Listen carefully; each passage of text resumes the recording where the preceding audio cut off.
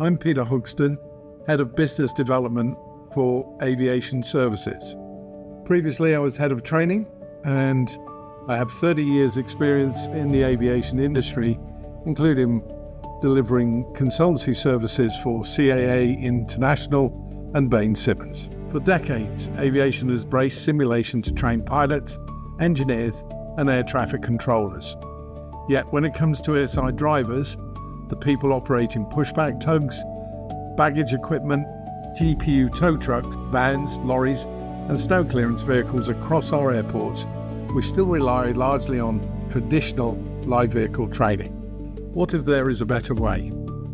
At Acron Aviation, we're bringing proven driver simulation technology, already successfully deployed across the United States and Middle East, to the UK and Europe. Built on decades of experience in simulation and training, our technology enables operators to develop skills in a realistic, risk-free environment while reducing vehicle wear and tear, lowering training costs, improving consistency, and removing the challenges of weather or operational disruption.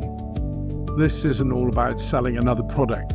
It's about starting an industry conversation. This September, I will be inviting training and safety leaders from airport operators and ground service providers from across the aviation community to join us at our London Training Centre for a collaborative roundtable workshop. Together we will explore how simulation can help shape the future of airside driver training in Europe, identify the challenges we need to solve, and define what best practice should look like for our industry. The experiences and expertise of those in the industry is essential because we want to build this with the industry, not for the industry. Together, we can shape the training for airside drivers and define the next generation of standards. If you would like to be part of the conversation, I'd be delighted to welcome you to the London Training Centre. I will also be reaching out to many of you personally through LinkedIn over the coming weeks.